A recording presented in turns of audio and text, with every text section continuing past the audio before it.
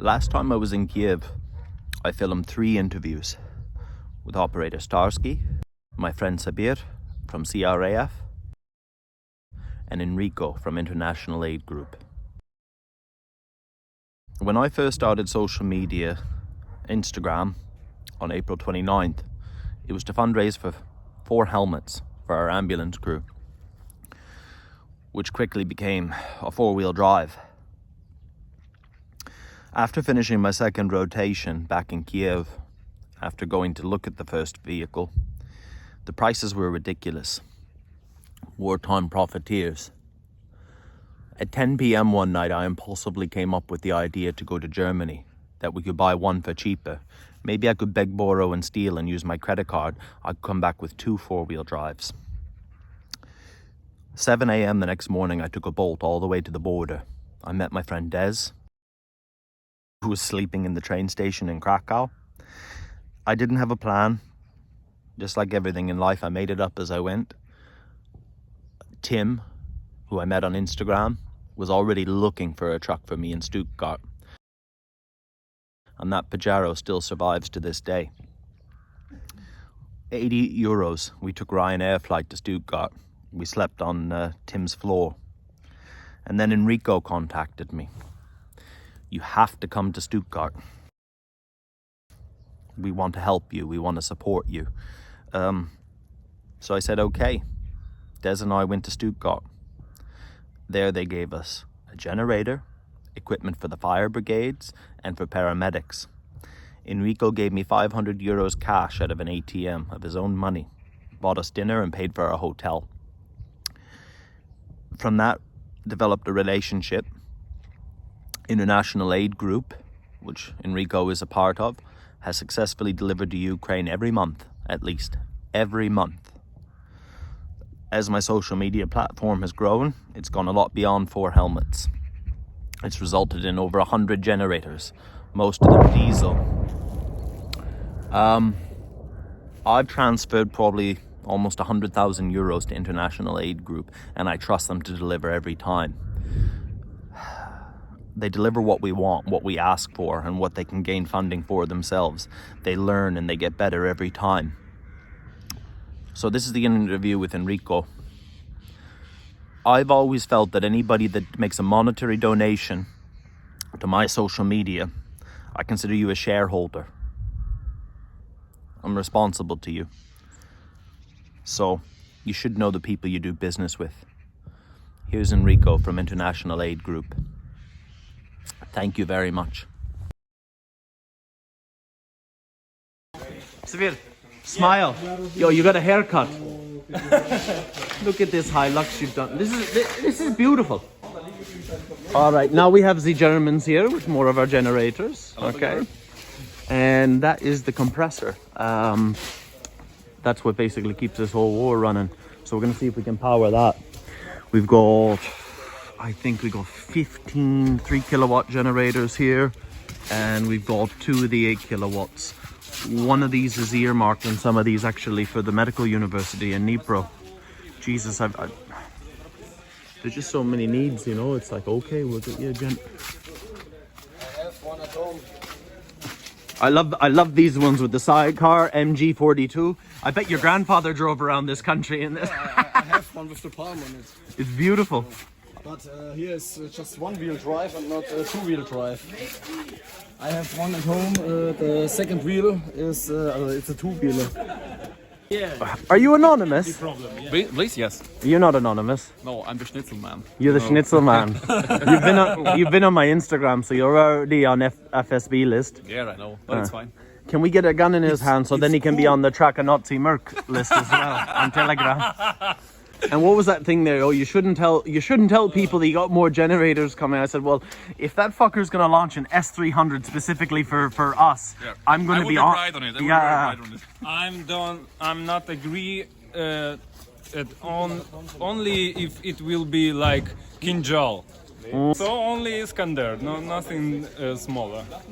If they come for you though, For with the big everything you've got big here, rockets. we've already talked about your dick in the last video. You're gonna get me demonetized on YouTube. I don't care about the ad revenue. All my videos are in the yellow, but don't get me kicked off. All right, let's do this. Let's do this shit.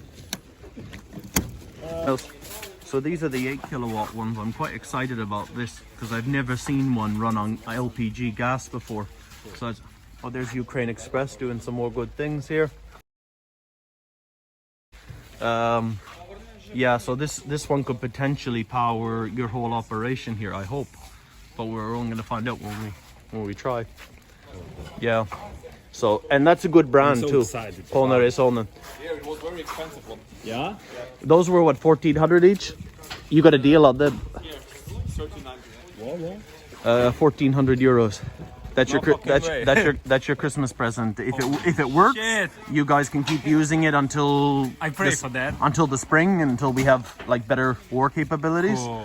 and then I'll bring it because you do half the army anyway. After the winter, I don't think that we will need it. Then I'll bring it back east. Yeah. If I'm still alive and sexy. Absolutely.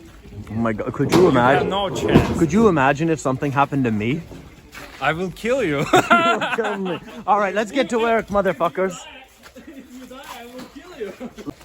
Look at this. 3-4.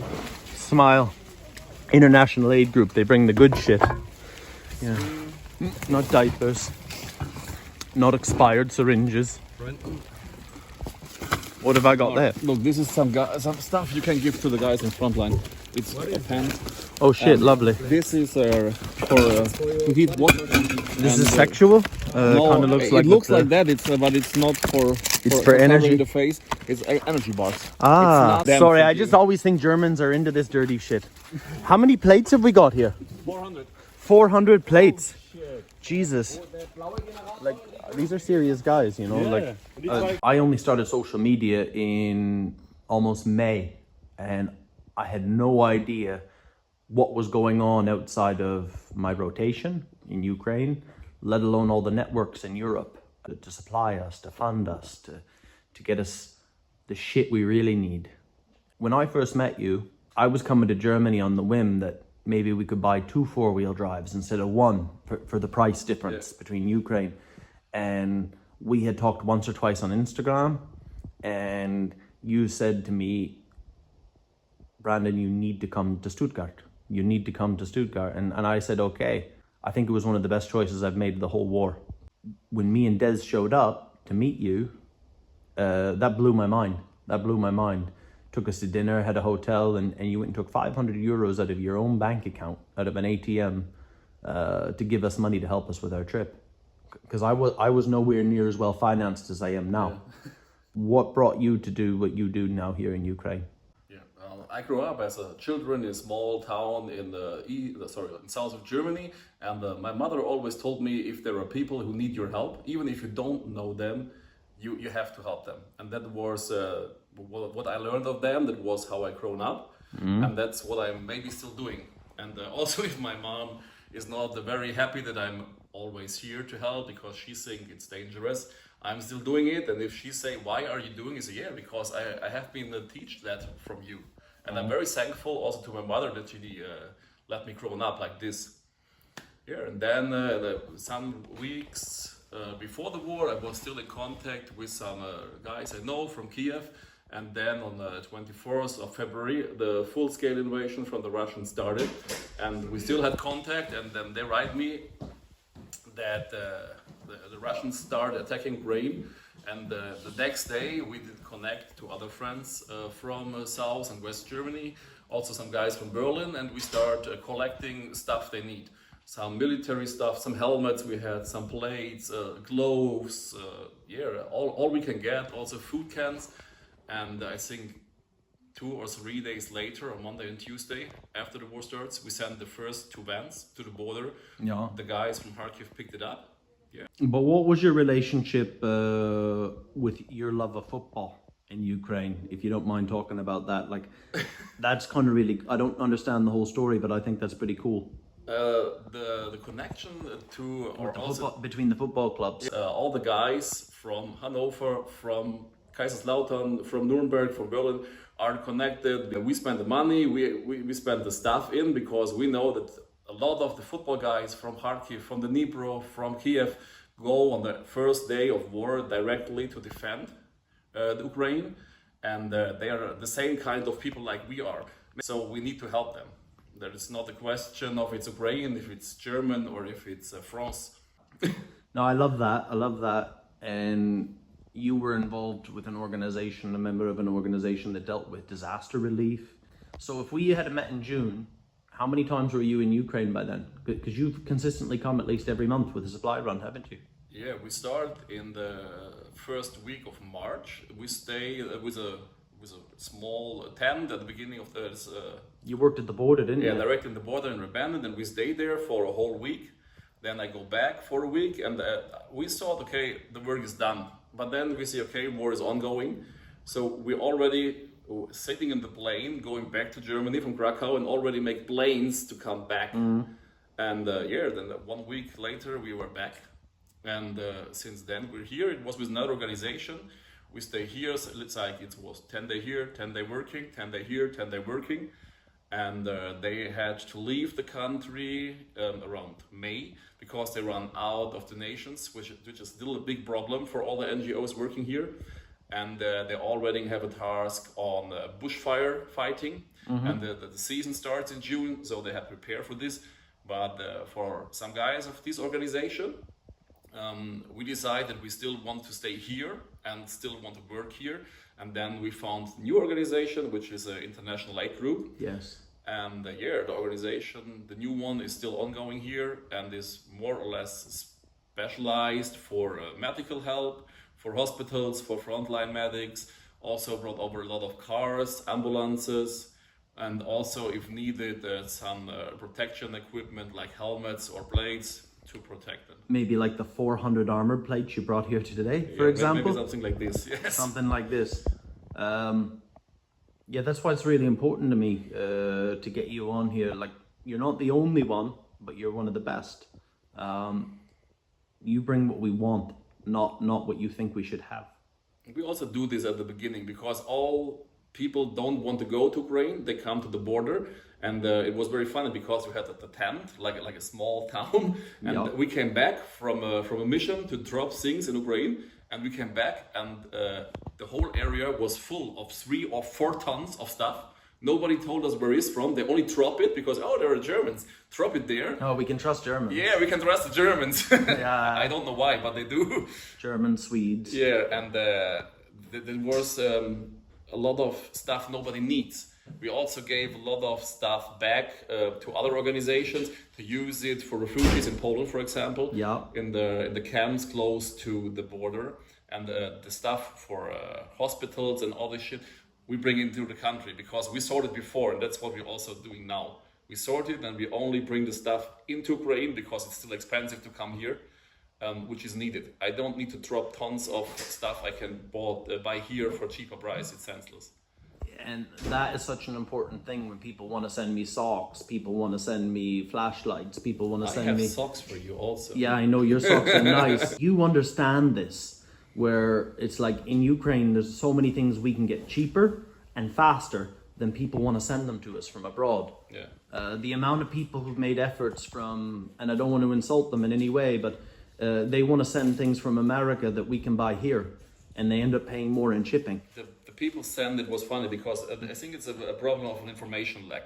At the beginning of the war, the people sent water, mineral water, bottles like 0.5 liters. Yes. In Germany, you pay 25 cents per bottle for recycling. Yes. So this was €1.50 on the recycling plus the price for the water, €1. And to ship it So here. it was €2.50 plus the petrol. I can buy around 10 liters of good sparkling water in Ukraine for this price, and nobody have to take this shit in his van to Ukraine. So this is a lot of things happened, but this was a big lack of information. And now all our organizations, because it's also the first war for us in Europe, we learned a lot of it. And now we block stuff. Also in Germany, we say, no, we will not take it. Or we sort it and maybe we recycle it also directly in Germany. And only the good and the needed stuff will come here. Maybe we store it because at this moment it's not needed, but we know it's important stuff and it's worth it to store, and we give it out later. That's what we do with Heal Fund, for example. Yeah, Heal Fund have been absolutely fantastic. I get contacted by a lot of organizations here and they say, take this, take that. Now, 9 out of 10 of them end up being nothing. I've streamlined the process of talking to people. I couldn't imagine your inbox. In total, it's not only me. That's that we are not Brandon, we are an organization. So we have about 60, 65 people in the background. We could ask them for help. Then we had a board with 8 people. They also help. So we can sort it. Okay, you are doing, for me, for example, I'm doing logistics and I'm doing all the ordering if we need some special procurement. Yes. Another guy is taking off the medical stuff. Another guy is taking off the humanitarian stuff like clothes, or the next organization for the orphanaries we're doing. Orphans. Orphans. Thank you. Yeah.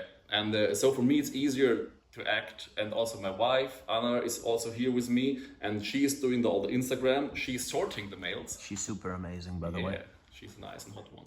Yeah.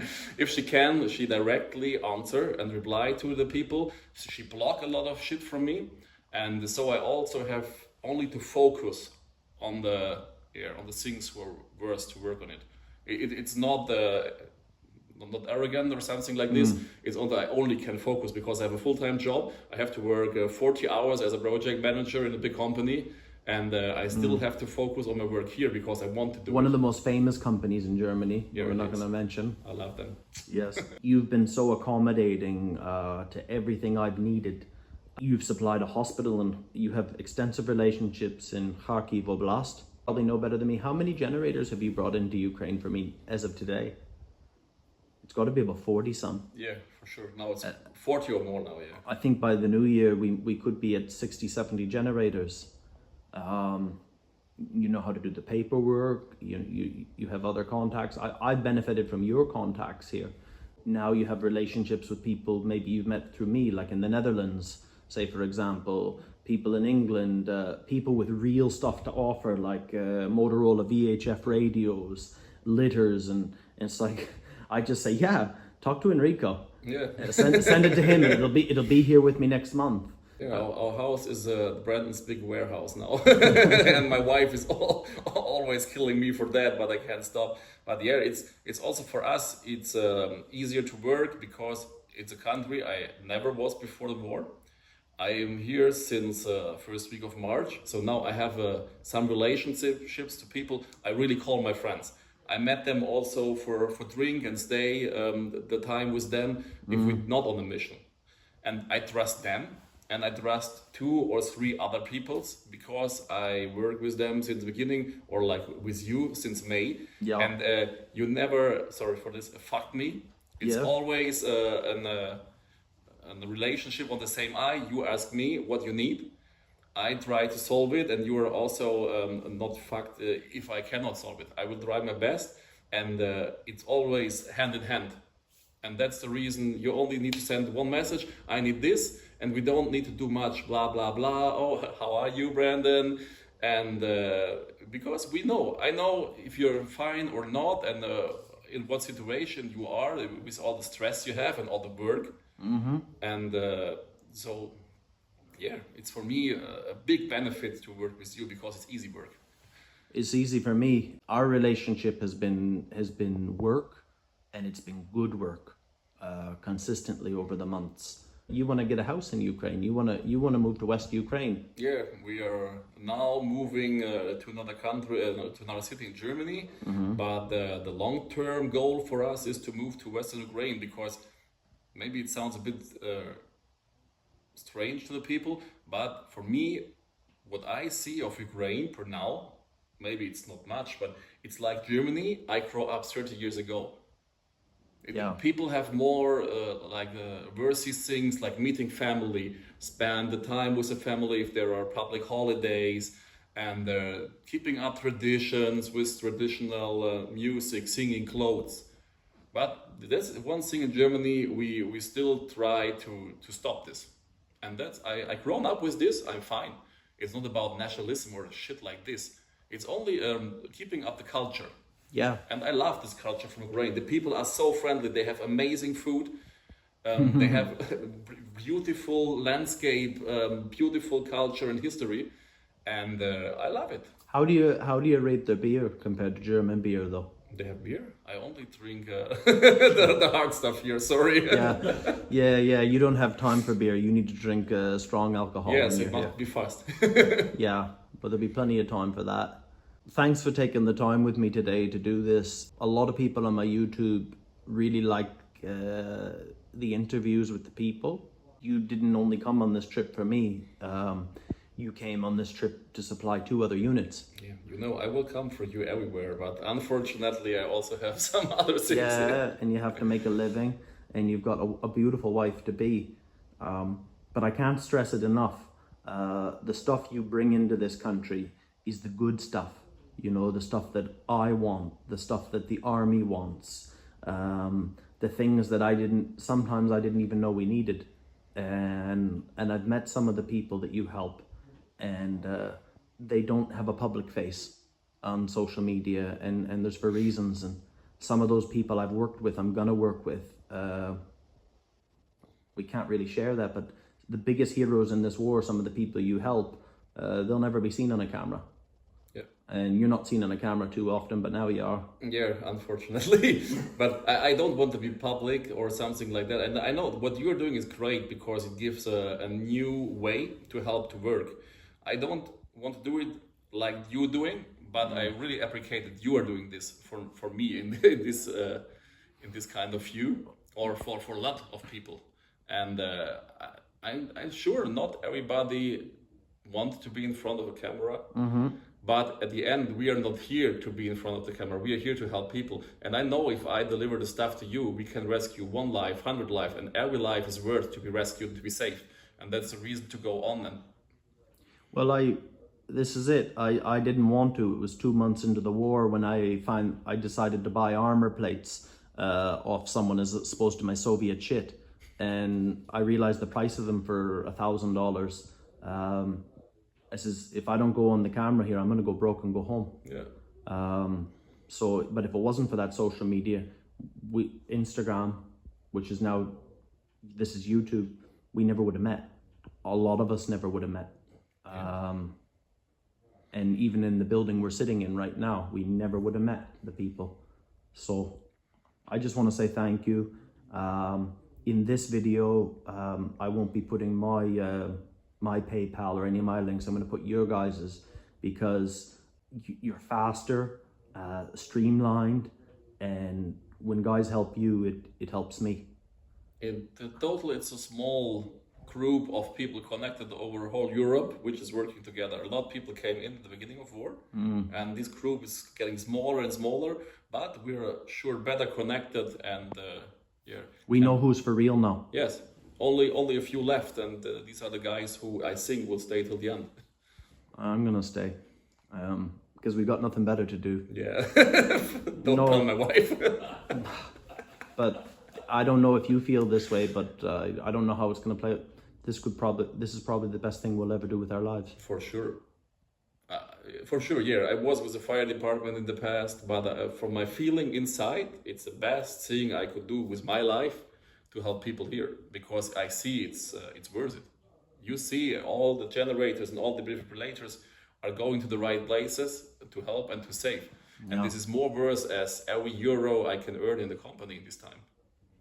We're not the Red Cross, are we? No, definitely not. Anyway, that's another one. We've already got the Russians as an enemy. We don't need them hunting after us. If you find the guy from the Red Cross in this country, then you should do an interview. Nah, I've not seen many. Not Eastern Dnipro. Thanks for your time, brother. You're welcome, bro. All right, alles gut. See you, bye-bye.